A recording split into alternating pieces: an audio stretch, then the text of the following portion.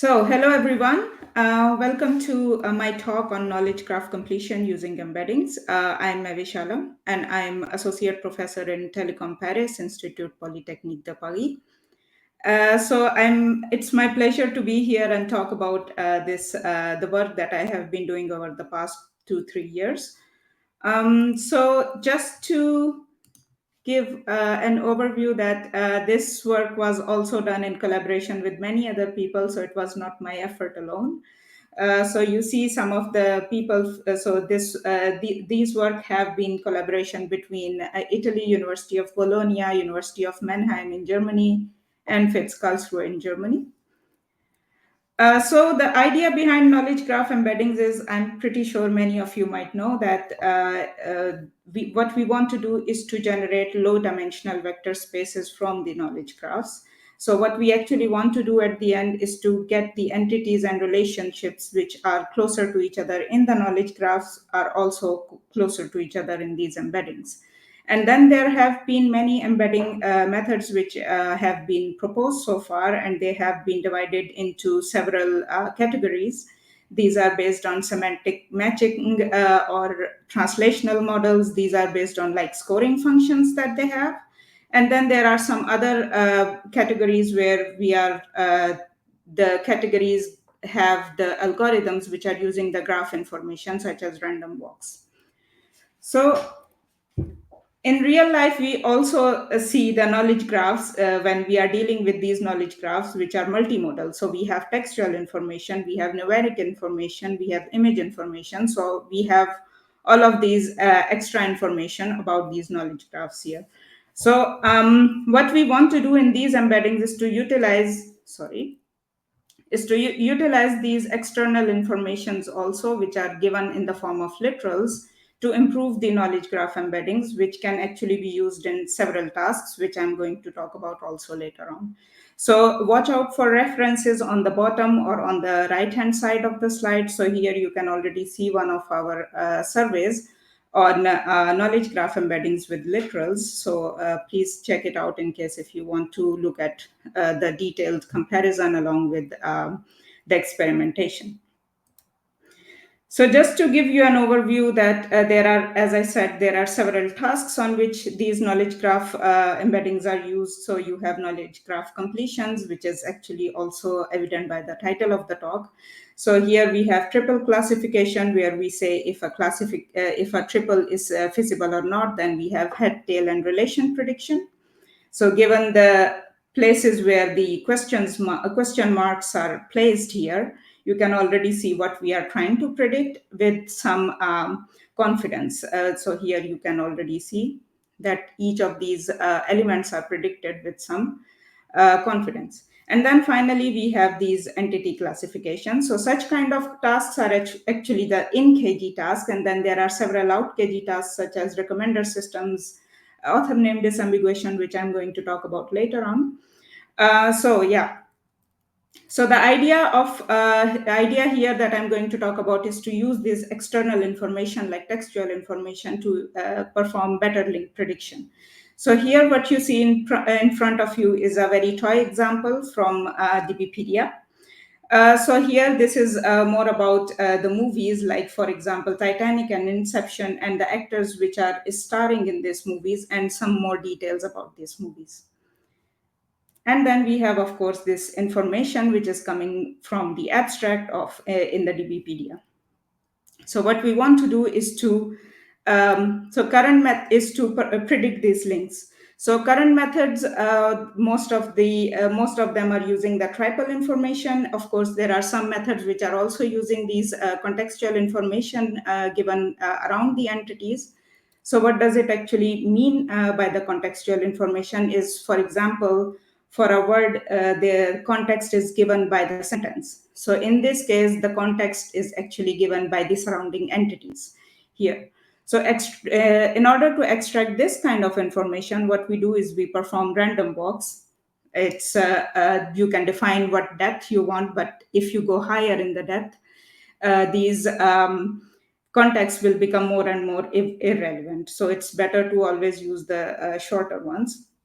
So for example, here we are trying to, what we are doing is performing random walks of depth 3. So you have starting from here, I hope you are able to see my mouse. Starting from here, then we are going 3 hops, 1, 2, 3, and this way we have this kind of sequential information. So now the point is that the real knowledge graphs are very large. So if we are going to do this for, I mean, you are seeing here the toy example, and if you are going to do this for the whole graph, it's going to be extremely computationally expensive. So in order to deal with that, we actually introduced a measure which is predicate frequency inverse tribal frequency. I'm not going to go into the detail of this, but just to give you a hint how it is. So it is like it is measuring the importance of a relation which we should crawl next. And then we rank these according to the scores which are produced by this measure. And then we crawl either first 5 or first 4 given how many we want to do it. So after we obtain this path information, the sequential information, we have, so here we have, for example, head entity, and starting from the head entity, we have this path information. We encode this information into vector spaces, and then, as I showed you before in one of the examples, that there were some descriptions, the textual descriptions. We encode this information to vectors with the help of SBERT, which is actually the fine-tuned version of the BERT. And then we combine all of this information. So we produce this for relations as well as for the tails. We combine all this information and give it to a scoring function to perform some link prediction. So here are you don't need to read all the numbers. I know it's a lot of numbers. You just need to see that based on the metrics which are there for evaluating knowledge graph embeddings, our method is actually performing better than the existing ones. So this one is using word2vec for learning the representation of the textual information, and here it is using attentive LSTM for learning this representations. And both of them are used based on trans-E, which is using the tribal information for this link prediction data. We also performed some ablation studies. What we actually did there, we only kept the path information and removed the textual information. And then we only kept the textual information and only used this tribal information, and we compared with the baseline. And here you can already see either we are performing better or we are performing comparable. So here, yes, so after performing this kind of study, what we realized that, of course, you are here seeing several data sets that we have FB15K, FB15K237, WN18, RR, and this Yago 310. So we analyzed this data set more closely for numeric relations also, and then we realized that we needed another data set which would actually handle the numeric information better. So for example, I would give you an example. For example, WordNet, you all know that it keeps the glosses of the synsets, so it does not keep the numeric information. So this way we looked into these data sets and proposed our own data set based on Wikidata. So what we actually did to balance this numeric information with the textual information, what we did is we started with these entities which had numeric information. For example, longitude, latitude, this kind of information. And then we went like 1 hop backwards or 2 hop backwards, and then we generated several sizes of the data sets to perform different tasks that I will talk about in the next slide. While producing these data sets, we also took care of this information leakage problem where we removed this inverse duplicates and symmetric duplicates. And then this way, finally, we generated our train, valid, and test data sets. So as I said before, we generated like three sizes of data sets. So for example, here you see 1K. It has 1,000 entities. This was for debugging purposes. Then we have 19K, which has 19,000 entities, and this is comparable to FB15K and these kinds of data sets that we have. And this one is 40K, which has higher number of entities, and in turn, higher number of triples. So, which actually is helpful for testing the scalability of the approaches as well as the few shot evaluations. So currently we are working on one of the algorithms, which is also considering the numeric information. So this data set is being used there. Moreover, since we also needed the textual information, so here we, of course, give the information about the English text descriptions, but we also tried to keep the German, Russian, and Chinese, because we want to also further explore this data set for multilingual purposes. So if the descriptions in other languages can help the like, for example, here you see you have more descriptions for German. Possibly this could help in link prediction in the Chinese knowledge graphs, like cross-lingual link prediction. So if you want more details on the data set and the experimentations that we performed, please go ahead and have a look at this paper that was published in ISWC in 2021. So, so far what I have discussed, this is all done in the transductive setting, but we did not do inductive setting until I did not discuss inductive setting so far. So what is actually inductive link prediction, where the entities could be unknown in the test set? So the training set has not seen those entities. So in this case, of course, there are some algorithms which are already proposed, but we also did this inductive link prediction for unseen relations. So here, a special attention was given to generating the features for the relations in the knowledge graph. So again, I will not go into too much detail of how everything was done. Please go ahead and have a look at this study, where the whole algorithm for the feature generation along with inductive link prediction is also discussed. So far what we have actually seen is mostly link prediction, like head, tail, and relation prediction and triple classification. These are the tasks on which these algorithms were applied. So I'm going to just give you a little bit like brief hint of, we also worked on entity classification on entity type prediction. So we actually worked on two algorithms here. So one is cat2type, which was recently published in KCAP, where we use the the Wikipedia category information for generating these features for entities. So for example, here you can actually see, you are able to see my mouse, great.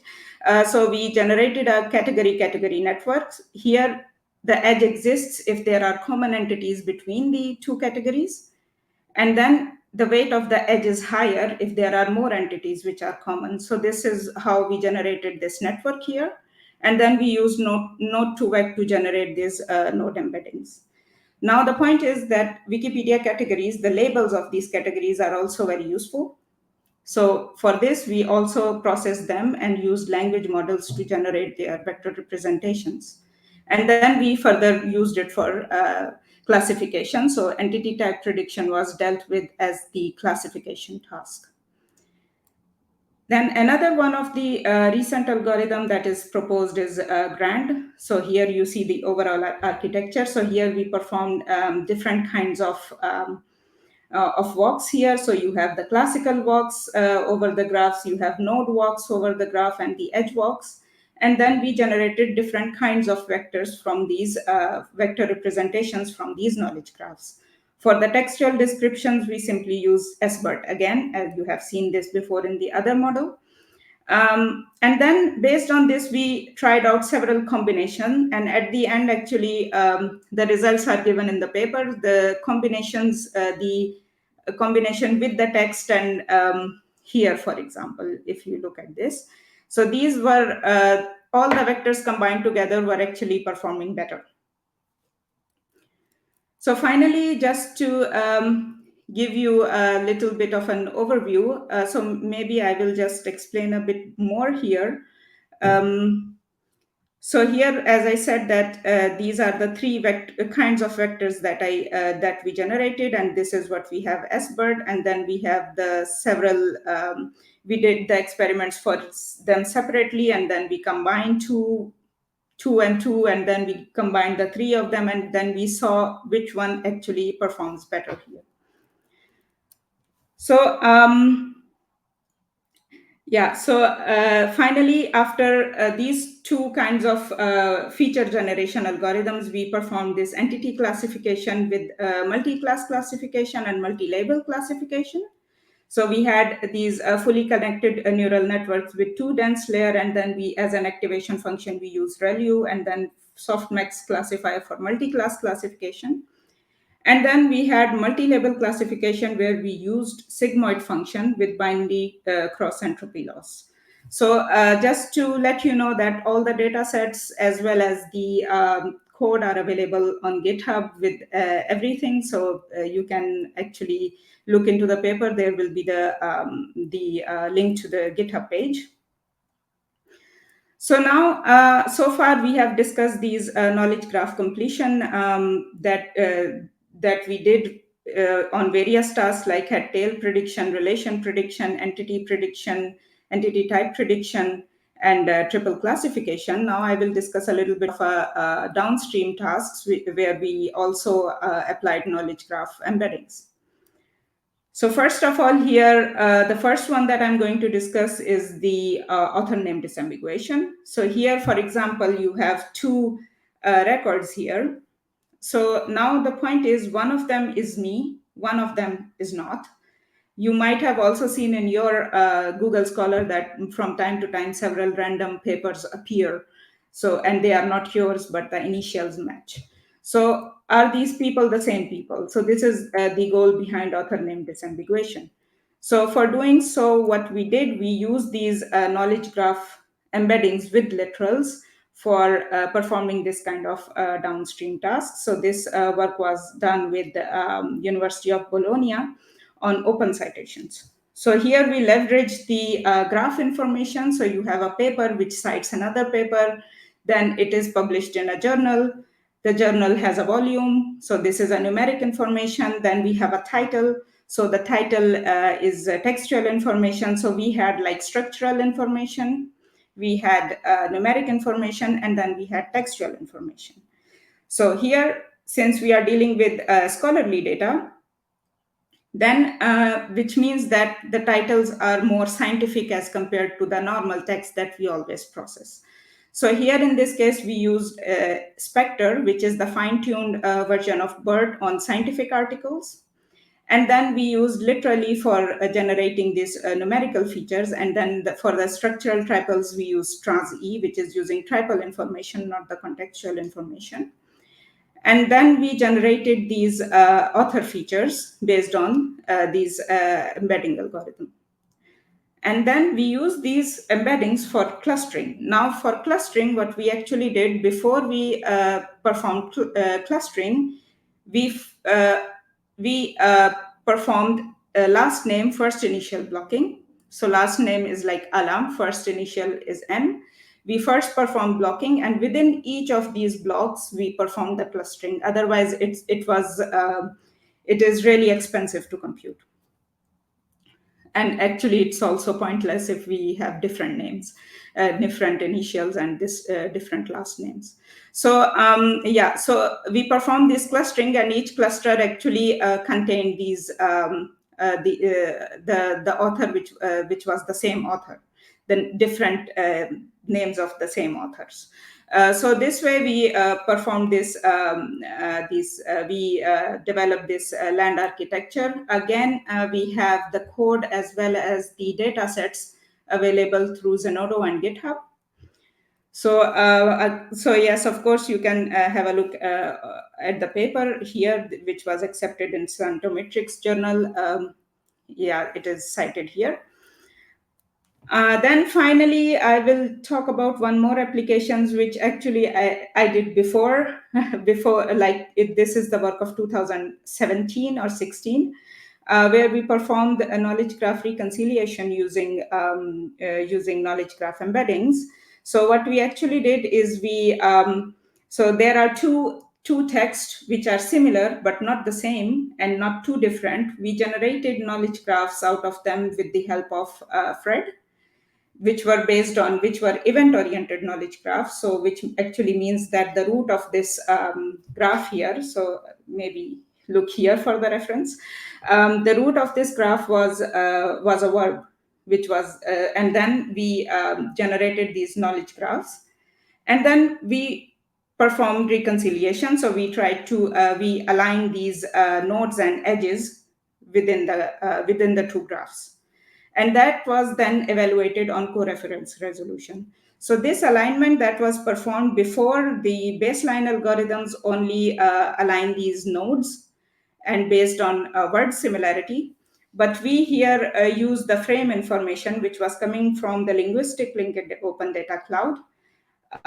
So this is Framester, which is based on frames and the frame elements. So we used RDF to WEG to generate frame embeddings, as well as role embeddings from WordNet, and the role embeddings from the frame elements that the FrameNet contains.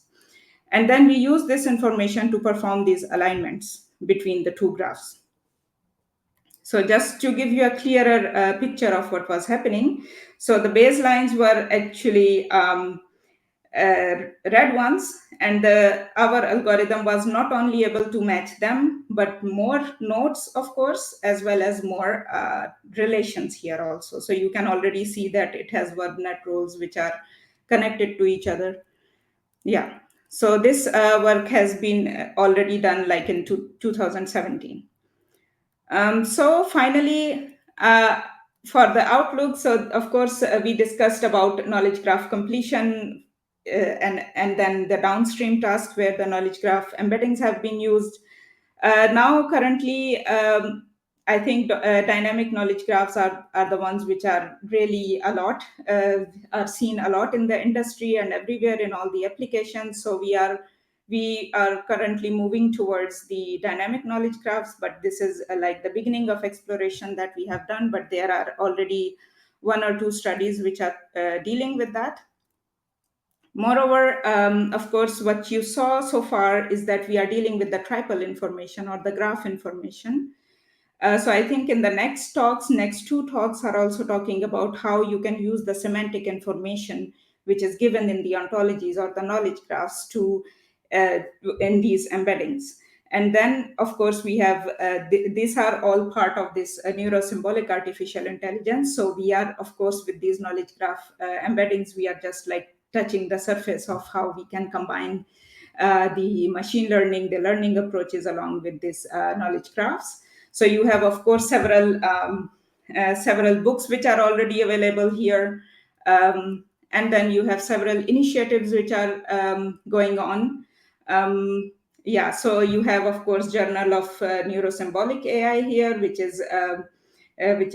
has started few months back, and they have a Slack community channel. So if you want to join, please either contact Pascal or me, and then I can forward you to him, of course. Then we have several other workshops which are going on different venues, such as NeurIPS, ECML, PKDT, ISWC, ICLR, and of course there is this KGC track on deep learning with and for knowledge graphs. And of course there are many more. I could not put all of them together, but I'm going to do that next in the next days. So yeah, thank you very much for your attention. And if you have any questions, please go ahead.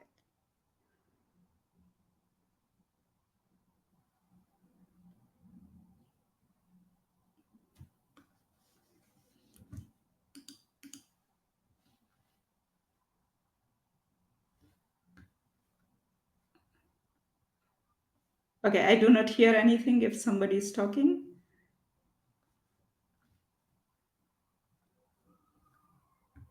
Okay, so I see something in the chat.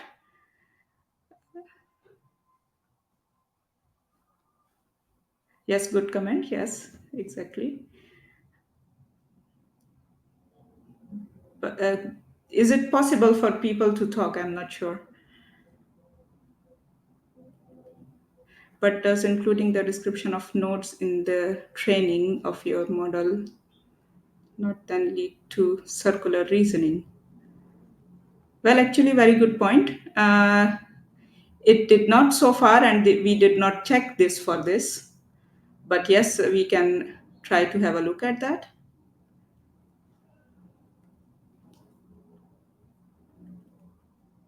Okay, especially if you evaluate your performance with your own graph, that is, by leaving out some edges and checking whether you can correctly predict those by including the description. Okay, I think this is the continuation of this, which I'm actually losing because I'm trying to go one by one. So somebody asked about the GitHub and the other links. These are all in the paper. I can also provide you because I have them somewhere together because there are many of them.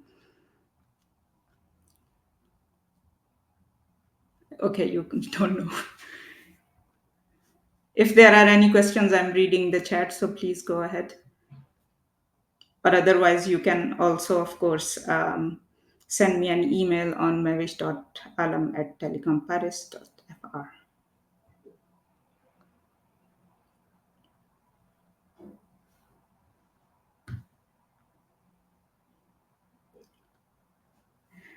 Okay, so, right.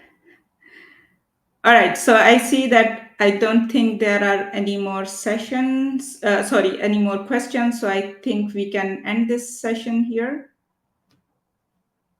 Great, thank you very much.